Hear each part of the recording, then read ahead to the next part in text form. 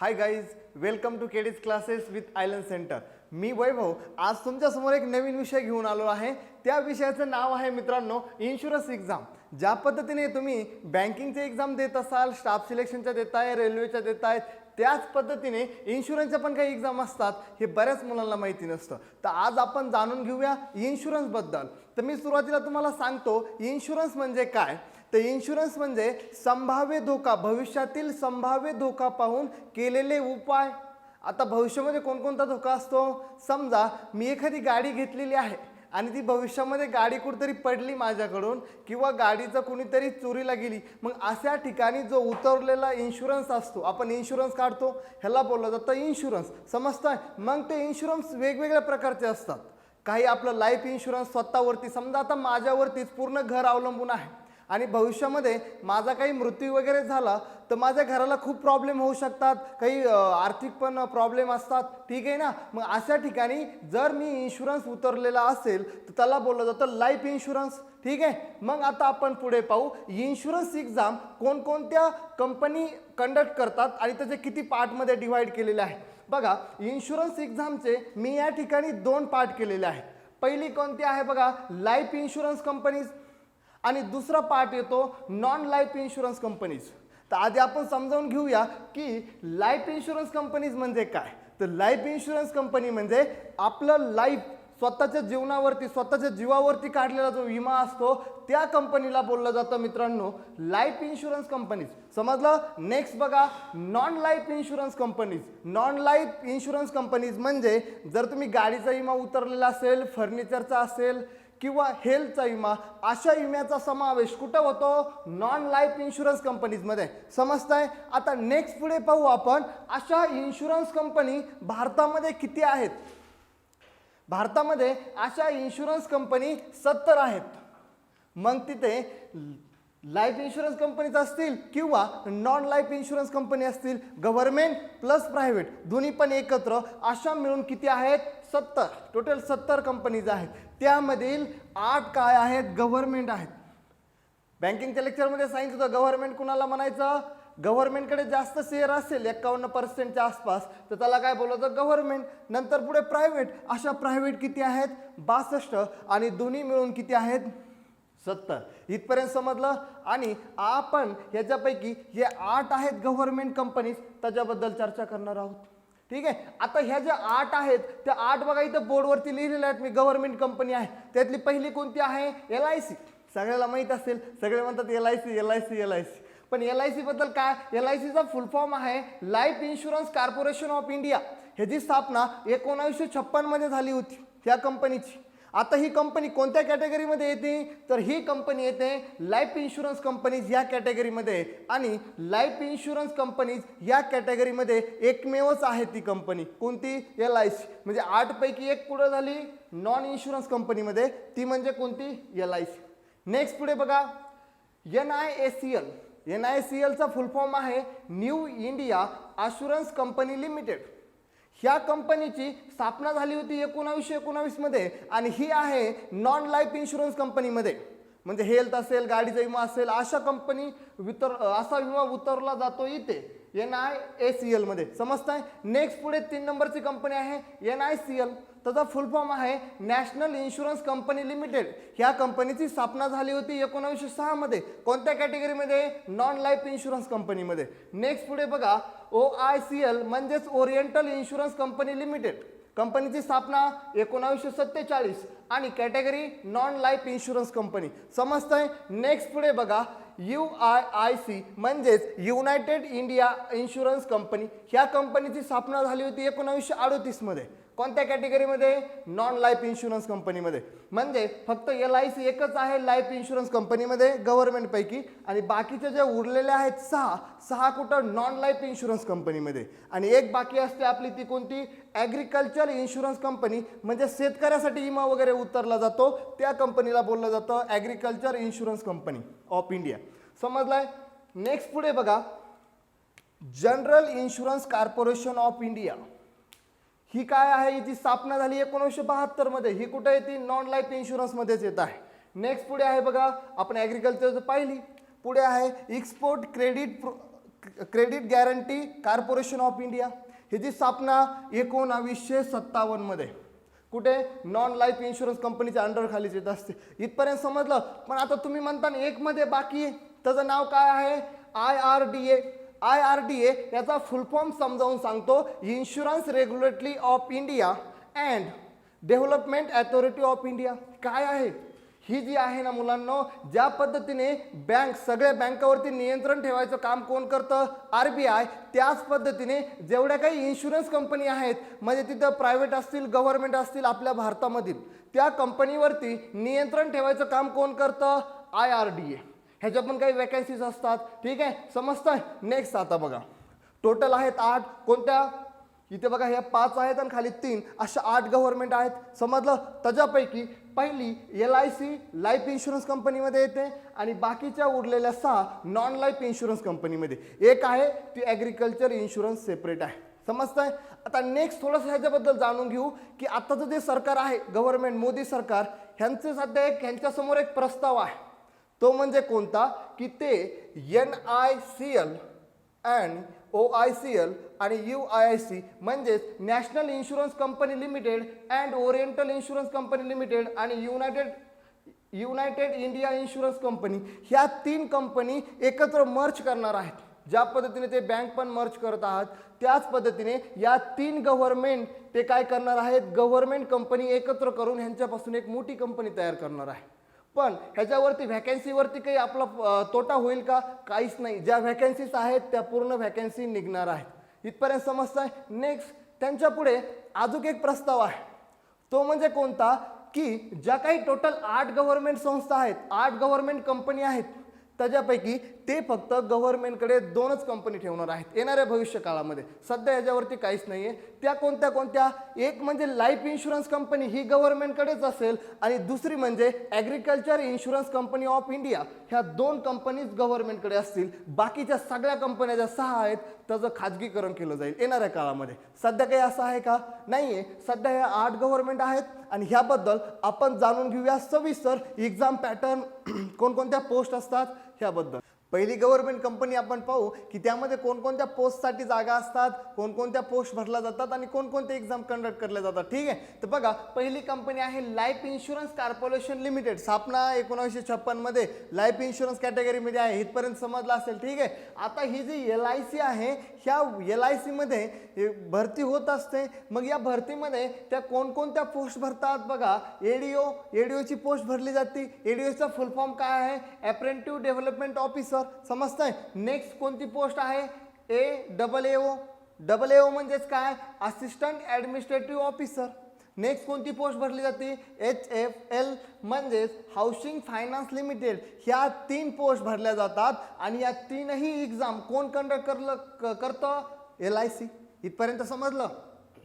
LIC exam conduct करत असते. मग ह्याच्यामधील आपण ह्या 3ही एक्झाम आहेत, ह्या एक्झामला सिलेक्शन प्रोसेस कशी आहे? तर तुम्हाला पहिल्यांदा प्री एक्झाम द्यावी लागेल, नंतर मेन एक्झाम असेल आणि त्याच्या पुढे असेल इंटरव्ह्यू आणि 4th नंबरला आहे मेडिकल. इथपर्यंत समजलं? आता 1 बाय 1 आपण पाहू की ADOसाठी वय काय लागणार आहे, एज्युकेशन क्वालिफिकेशन किती, सॅलरी कशी, प्री एक्झाममध्ये कोणकोणते सब्जेक्ट असतील, मेन एक्झाममध्ये कोणकोणते सब्जेक्ट असतील.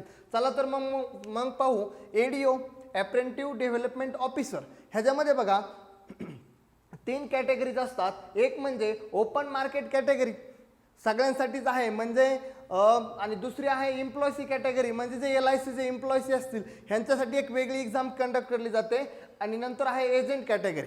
तर मग आपले जे स्टुडंट असतात ते तर कमी, एम्प्लॉयसी पण कमी असतात आणि एजंट पण कमी असतात. ओपन मार्केट कॅटेगरीच असतील. मग या एक्झाममध्ये आपण समजावून घेऊ की ओपन मार्केट कॅटेगरी जर असाल तर तुम्हाला काय काय क्वालिफिकेशन आहे आणि कशी एक्झाम द्यावी लागेल.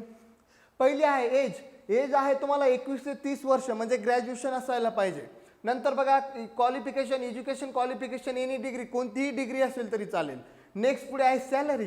ह्या पदासाठी तुम्हाला सॅलरी आहे 35,000 ते 40,000. सॅलरी पण चांगली, अलाउन्सेस पण चांगले, अलाउन्सेस पण भेटणार सगळे गव्हर्नमेंट अलाउन्स. मग सिलेक्शन प्रोसेस कशी आहे? Pre exam, main exam, interview आणि मेडिकल. प्री एक्झाममध्ये कोणकोणते सब्जेक्ट असणार आहेत? Reasoning 35 mark 35 question. नंतर क्वांटिटेटिव्ह ॲप्टिट्यूड 35 मार्क 35 क्वेश्चन, समजताय. नेक्स्ट पुढे इंग्लिश 30 मार्क 30 क्वेश्चन, असे टोटल आहेत मित्रांनो 100 मार्क आणि 100 क्वेश्चन. वेळ किती आहे? वेळ आहे 1 तासाचा, 1 आवरचा वेळ आहे. म्हणजे बँक एक्झामची जी प्री असते ती आहे का? त्याच पद्धतीने आहे. पण ह्याच्यामध्ये एक चांगला पॉईंट असा आहे की रिझनिंग आणि क्वांटिटेटिव्ह ॲप्टिट्यूड हे 2 विषय महत्त्वाचे आहेत. इंग्लिश फक्त क्वालिफाय आहे. इंग्लिशला तुम्हाला किती मार्क पडते त्याच्यावरती महत्त्व नाही. इंग्लिश फक्त क्वालिफाय आहे. ठीक आहे. म्हणजे ॲक्च्युअलमध्ये तुम्हाला 70 मार्क्सच पेपर होणार आहे आणि 70 मार्कपैकी तुम्हाला चांगले मार्क घ्यावे लागतील. ठीक आहे, समजतंय. प्रत्येकासाठी 20-20 मिनिट आहेत. कंपोजिट टाईम नाही आहे. ह्याच्यासाठी 20 मिनिट, ह्याच्यासाठी 20 मिनिट, ह्याच्यासाठी 20 मिनिट, प्रत्येकासाठी 20-20 मिनिट आहेत. इथपर्यंत समजतंय. नेक्स्ट पुढे बघा मेन एक्झाम. मेन एक्झाम कशी असेल? रिझनिंग अँड क्वांटिटेटिव्ह ॲप्टिट्यूड एकत्र आहे दोन्ही सब्जेक्ट. 50 question 50 mark. नेक्स्ट पुढे जनरल नॉलेज असेल, करंट अफेअर असेल आणि इंग्लिश, हे तिन्ही मिळून एकत्र काय आहेत? 50 क्वेश्चन 50 मार्क. नंतर पुढे इन्शुरन्स मार्केटिंग याचा एक पेपर होईल, 50 क्वेश्चन 50 मार्क. असाच टोटल 150 क्वेश्चन आहेत, 150 मार्कचा पेपर आहे आणि टायमिंग आहे 120 मिनिट. 120 मिनिटामध्ये इथं कंपोजिट टायमिंग आहे आणि ही दोनही पेपर तुम्ही हिंदी आणि इंग्लिश लँग्वेजमध्ये देऊ शकताय. लँग्वेज आहेत हिंदी आणि इंग्लिशमध्ये देऊ शकता. इथपर्यंत समजलं. नेक्स्ट आता पुढे आपण पाहू ह्याच्यामध्ये AO डबल AO म्हणजे असिस्टंट ॲडमिनिस्ट्रेटिव्ह ऑफिसर साठी काय काय आहे. तर त्याच्यासाठी पण तुम्हाला हे 4 स्टेपमधून जावं लागेल. Pre exam, main exam, interview आणि मेडिकल. आणि नंतर आहे बघा एज तुम्हाला 31 ते 30च असणार आहे. नेक्स्ट पुढे बघा क्वालिफिकेशन एनी डिग्रीच असणार आहे. सॅलरी डबल A ऑफिसरला सॅलरी असते 50,000च्या आसपासमध्ये. ठीक आहे. पण बघा इथं क्वालिफिकेशन मी तुम्हाला एनी डिग्री सांगितलं होतं. हे क्वालिफिकेशन फक्त जनरल लिस्टवाल्यासाठी आहे, जे जनरलसाठी आहेत, म्हणजे ज्यांची रेग्युलर डिग्री वगैरे आहे. ह्याच्यामध्ये बघा एक सांगायचं बाकी आहे, डबल AO साठी कोणकोणत्या पोस्ट असतात. डबल AO साठी जनरलिस्टची पोस्ट असते. जनरलिस्टमध्ये साध्या डिग्रीवाला कोणत्याही डिग्रीवाला असेल तर तिथं BA BCom BSc वाला जनरलिस्टमध्ये अप्लाय करू शकतो. नेक्स्ट आहे त्याच्यामध्ये IT, ज्यांचं IT बॅकग्राऊंड आहे ते IT मध्ये अप्लाय करू शकतात. आणि नंतर आहे CA, म्हणजे CAची जर पोस्ट CAची जर डिग्री असेल तर तुम्ही CA साठी अप्लाय करू शकतात. नंतर राजभाषा अधिकारी आपण SO मध्ये पाहिलं होतं. राजभाषा अधिकारीसाठी काय क्वालिफिकेशन लागणार आहे? पोस्ट ग्रॅज्युएशनला हिंदी आणि इंग्लिश सब्जेक्ट लागतात. नंतर आहे लिगलची पण पोस्ट असते, म्हणजे वकील त्यांनी LLB LLM केलेला आहे अशा लोकांसाठी तिथे पोस्ट असतात.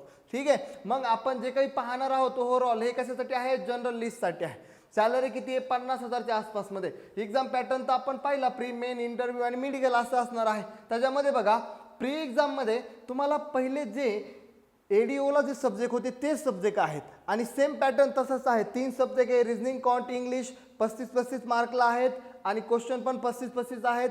100 मार्क 100 क्वेश्चनचा पेपर आहे. पण त्यामध्ये इंग्लिश फक्त क्वालिफाय आहे. जसं ADOला होतं त्याच पद्धतीने डबल A ऑफिसरला सुद्धा प्री एक्झाम तशीच आहे, इंग्लिश क्वालिफाय आहे. नेक्स्ट पुढे मेन एक्झामला बघा reasoning 30 question 90 mark 40 minute, separate timing आहे. त्याच्या पुढे बघा quantitative aptitude 30 question 90 mark 40 minute. Next आहे इन्शुरन्स अँड फायनान्स, ह्याचा पण पेपर होत असतो. 30 क्वेश्चन 60 मार्क 20 मिनिट. त्याच्या पुढे आहे जनरल नॉलेज आणि current affair 30 question 60 minute 20 minute, 60 mark 20 minute. म्हणजे टोटल ओव्हरऑल जर विचार केला तर 40 आणि 40 80 आणि हे 40 120, म्हणजे 2 तासाचा पेपर आहे. मार्क किती आहेत? मार्क बघा 300 मार्कचा पेपर आहे. क्वेश्चन त्याच्यामध्ये किती असणार आहेत? 120 क्वेश्चन. इथपर्यंत समजलं. कुणासाठी? जनरल लिस्टसाठी. नंतर ह्याच्या व्यतिरिक्त एक इंग्लिशचा पेपर होता असतो डिस्क्रिप्टिव्ह. त्याच्यामध्ये बघा 2 क्वेश्चन असतात, लेटर आणि निबंध लिहायला देतील तुम्हाला ते. नंतर बघा 2 क्वेश्चन 25 मार्क 30 मिनिट. पण हा पण इंग्लिशचा पेपर फक्त क्वालिफाय असेल. त्याच्यामध्ये इतके मार्क घ्या तितके मार्क घ्या असं काही नसणार नाही, फक्त क्वालिफायसाठी असतील. इथपर्यंत समजलं सर्वांना. नंतर जर IT CA राजभाषा लिगल अशा लोकांसाठी जर पेपर एक्झाम पॅटर्न पाहिला तर प्री एक्झाम तसंच आहे त्याच पद्धतीने. पण मेन एक्झाममध्ये त्यांना क्वांटिटेटिव्ह ॲप्टिट्यूड हा सब्जेक्ट नसतो. त्या ठिकाणी same weightage, same question, same mark, same timing. त्या ठिकाणी फक्त सब्जेक्ट चेंज होतो. प्रोफेशनल नॉलेज म्हणजे जे तुम्ही डिग्रीमध्ये शिकला आहात तो सब्जेक्टचं नॉलेज विचारलं जातं. म्हणजे इथं फक्त प्रोफेशनल नॉलेज सब्जेक्ट येईल. ठीक आहे. कुणासाठी? इतर बॅकग्राऊंडवाल्यांसाठी म्हणजे IT, CA, राजभाषा, लिगल ह्यांच्यासाठी तो पेपर असेल मेन एक्झाम. प्री एक्झामचं असेल. समजतंय? नेक्स्ट पुढे एक्झाम आहे आपली ती पाहू. HFL म्हणजे हाऊसिंग फायनान्स लिमिटेड. त्याच्याबद्दल पाहू थोडंसं. हाऊसिंग फायनान्स लिमिटेडमध्ये 3 प्रकारच्या पोस्ट असतात. कोणती? असोसिएटची असेल त्याला सॅलरी असते 22,500च्या आसपास. नेक्स्ट आहे असिस्टंटची पण पोस्ट असते, त्याला सॅलरी आहे मित्रांनो 34,000. आणि असिस्टंट मॅनेजरची पण पोस्ट आहे, त्याला सॅलरी असते 55 ते 60,000च्या आसपास. म्हणजे 50 ते 60,000च्या आसपास आपण गृहीत धरू. ठीक आहे. मग ह्याचा एक्झाम पॅटर्न कसा आहे? ह्या 3ही पोस्टसाठी बघा, हाऊसिंग फायनान्स लिमिटेडच्या ह्या 3 पोस्टसाठी वेगवेगळ्या एक्झाम होत असतात. प्रत्येकसाठी वेगवेगळ्या एक्झाम आहेत. समजतंय? म्हणजे असोसिएटची वेगळी एक्झाम असते, असिस्टंटची वेगळी असते, असिस्टंट मॅनेजरची वेगळी असते, पण पॅटर्न एकच आहे. ह्याच्यासाठी तुम्हाला एक्झाम पॅटर्न आहे बघा. रिटर्न एक्झाम एकच एक्झाम आहे, डायरेक्ट नंतर इंटरव्ह्यू आणि मेडिकल टेस्ट. मेडिकल टेस्ट तर आहे सर्वांसाठीच. मग एक एक्झाममध्ये सिलेक्शन होत आहे. नंतर आहे बघा एज किती? 21 ते 30. नंतर बघा एज्युकेशन क्वालिफिकेशन एनी डिग्री, यांच्यासाठी तुम्हाला एनी डिग्री लागेल, कोणतीही डिग्री चालेल. नंतर बघा रिटर्न एक्झाममध्ये काय काय असेल? इंग्लिशमध्ये 50 क्वेश्चन 50 मार्क 35 मिनिट. नंतर पुढे रिझनिंगमध्ये 50 क्वेश्चन 50 मार्क 35 मिनिट. नंतर बघा general awareness 50 question 50 mark 50 minute. Same pattern आहे सगळीकडे, फक्त मिनिट कमी केलेलं आहे. नंतर बघा क्वांटिटेटिव्ह ॲप्टिट्यूडमध्ये 50 क्वेश्चन असतात 50 मार्क आणि 35 मिनिट. म्हणजे टोटल 120 मिनिट आहेत. 120 मिनिट म्हणजे 2 तासाचा पेपर आहे. आणि क्वेश्चन किती आहेत? क्वेश्चन आहेत 200 आणि मार्क पण आहेत 200. एक एक्झाममध्ये सिलेक्शन झाले की डायरेक्ट इंटरव्ह्यू. समजलं? तर मित्रांनो, आपण लाईफ इन्शुरन्स कॉर्पोरेशनमध्ये 3 एक्झामबद्दल सविस्तर चर्चा केली. ADO असेल, AAO असेल आणि HFL असेल. या 3ही एक्झामबद्दल सविस्तर चर्चा केली. ह्यानंतर आपण नेक्स्ट कंपनी घेऊ पुढे आहे न्यू इंडिया ॲश्युरन्स कंपनी. ठीक आहे. ह्या कंपनी स्थापना झाली होती 1919 मध्ये. तर ह्यामध्ये 2 पोस्ट असतात. एक म्हणजे असिस्टंटची असते, त्यासाठी सॅलरी आहे 25,000. आणि नेक्स्ट आहे ॲडमिनिस्ट्रेटिव्ह ऑफिसर म्हणजे AOची सॅलरी असते 51,000च्या आसपास. ठीक आहे. समजलं? सॅलरी समजली. नंतर ह्या पोस्टसाठी तुम्हाला एज्युकेशन क्वालिफिकेशन लागणार आहे एनी डिग्री. नंतर वय लागेल 21 ते 30 वर्ष, कमीत कमी 21 वर्ष, जास्तीत जास्त 30 वर्ष जनरल कॅटेगरीवाल्यांना. समजतंय? नेक्स्ट पुढे बघा, ह्याची जी सिलेक्शन प्रोसेस आहे त्याच्यामध्ये तुम्हाला प्री एक्झाम होईल, मेन एक्झाम होईल, इंटरव्ह्यू आणि मेडिकल अशा स्टार शेपमधून जावं लागेल. तर ह्याच्यामध्ये तुम्हाला असिस्टंटसाठी आणि ॲडमिनिस्ट्रेटिव्ह ऑफिसरसाठी म्हणजे AOसाठी आणि असिस्टंटसाठी प्री एक्झाम सेम आहे, पण मेन एक्झाममध्ये फरक आहे. त्याच्यामध्ये बघा प्री एक्झाम दोन्ही पोस्टसाठी, असिस्टंटसाठी आणि AOसाठी क्वेश्चन असतील बघा. त्याच्यामध्ये टोटल क्वेश्चन आहेत 100 आणि 100 मार्कचा पेपर होईल, ज्या पद्धतीने बँक एक्झामचा पेपर होतो प्रीचा.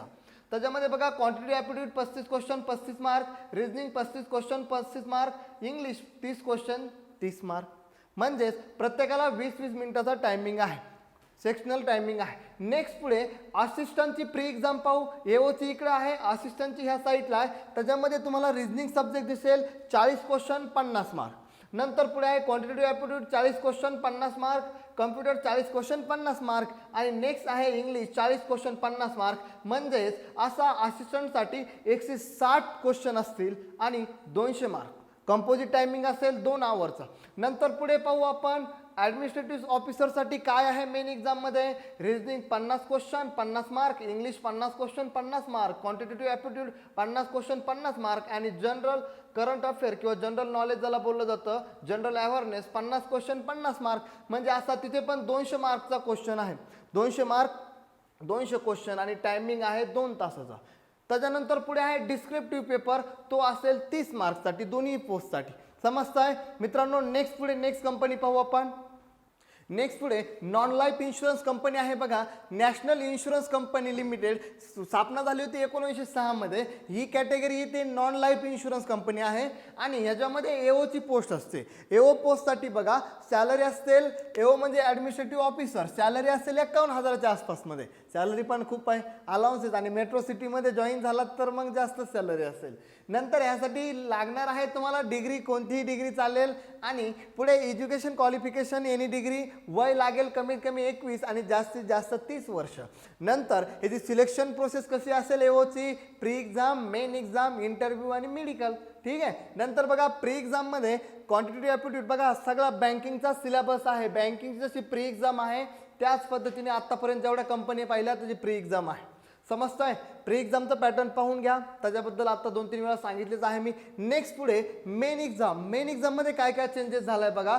सगळे क्वेश्चन, सगळे विषय, कोणते कोणते सब्जेक्ट आहेत, reasoning, English, quantitative aptitude, general awareness आणि कम्प्युटर, हे 5 सब्जेक्ट, प्रत्येक सब्जेक्टचे 40-40 क्वेश्चन आणि प्रत्येक सब्जेक्टसाठी 40-40 मार्क, म्हणजे 200 क्वेश्चन 200 मार्क आणि कंपोजिट टायमिंग आहे 2 तासाचा. ही झाली मेन एक्झाम. पण ह्यानंतर एक तुम्हाला डिस्क्रिप्टिव्ह पेपर असेल. त्या डिस्क्रिप्टिव्ह पेपरमध्ये इंग्लिशचा पेपर असेल, त्याच्यामध्ये तुम्हाला इसे आणि लेटर लिहावं लागेल, कधी कधी ॲप्लिकेशन पण लिहायला लावतात. याच्यासाठी 30 क्वेश्चन आहेत, 30 मिनिट आहेत आणि 30 क्वेश्चन 30 मार्क 30 मिनिट. समजला पॅटर्न.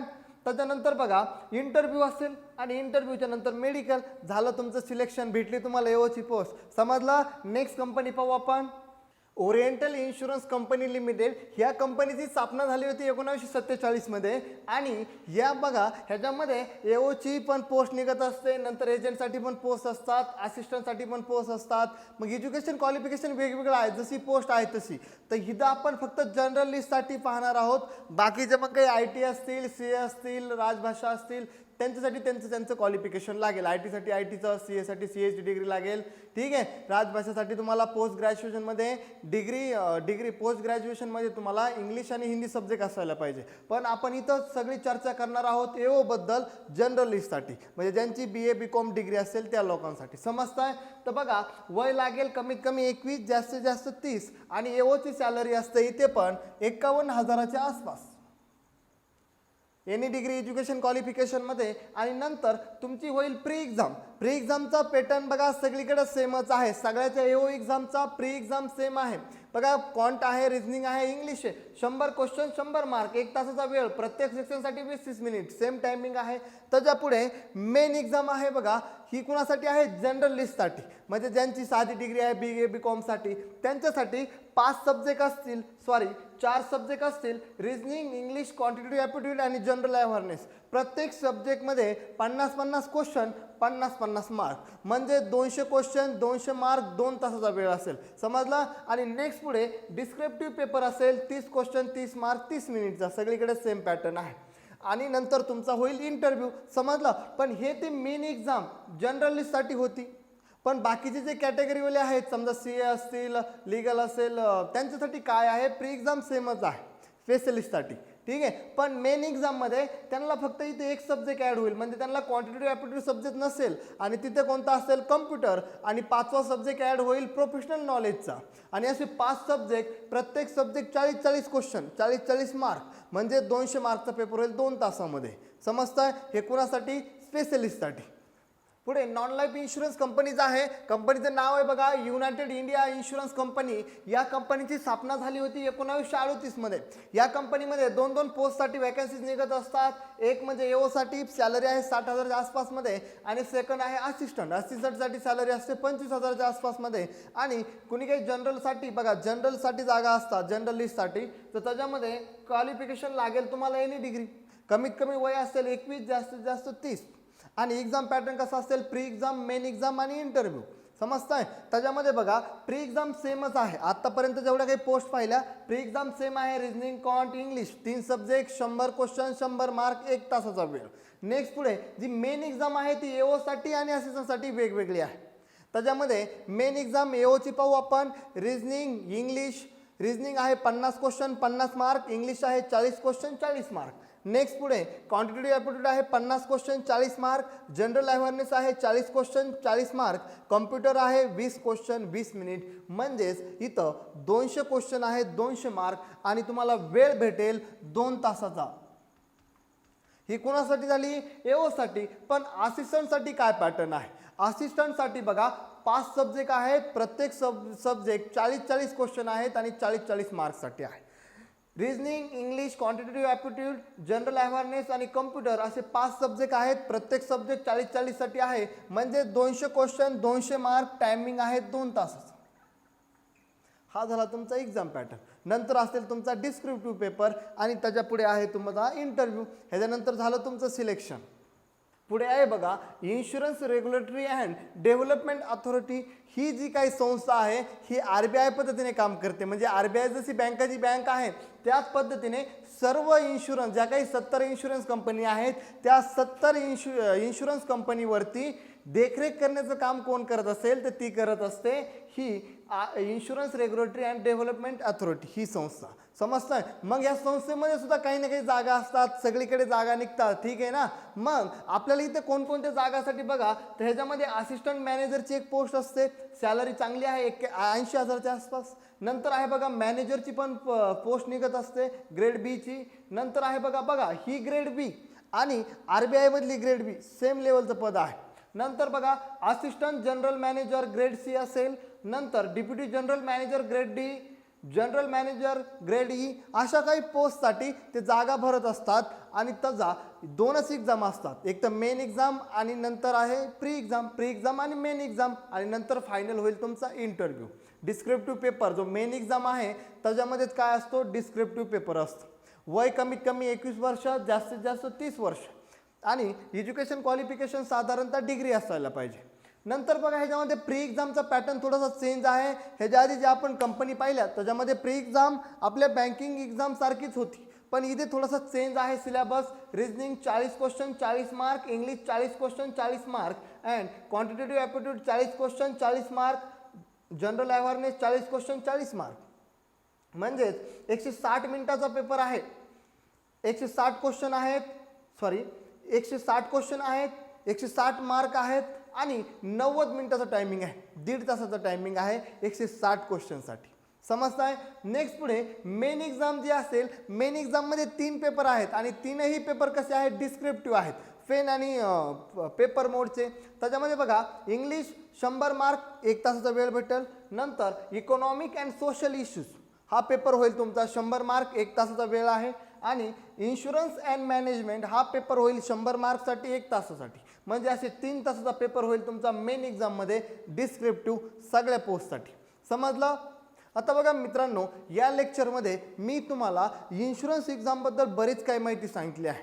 त्याच्यातल्या मी 5 ते 6 काय घेतल्या कंपनी घेतली आणि नंतर जी काही त्यांची मेन बॉडी आहे कंडक्ट करणारी insurance regulatory and development authority ह्याच्याबद्दल पण तुम्हाला माहिती सांगितलेली आहे.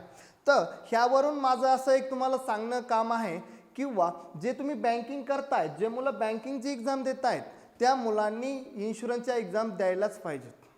सिलेबस वगैरे सेम आहे सगळीकडे, थोडाफार चेंजेस आहे तो आपल्याला पाहावा लागेल, पण जे कोणी बँकिंग करतायत त्यांनी इन्शुरन्सच्या एक्झाम द्यायच्याच. समजताय? नंतर हा माझा नंबर आहे बघा, व्हॉट्सअप नंबर आहे. जर कुणाला काही करिअर गायडन्स हवा असेल, क्वांटिटेटिव्ह ॲप्टिट्यूड या विषय मी शिकवतो, यामध्ये जर कुणाला काही डाऊट्स असतील तर तुम्ही मला ह्या नंबरवरती पाठवू शकता. 8408806771 हा नंबर आहे. जर कुणाला सविस्तर येऊन शक्य असेल तो मला भेटू शकतो, तर भेटा. केडीज क्लासेस विथ आयलन सेंटर अहमदनगर या ठिकाणी मला येऊन भेटा. थँक्यू.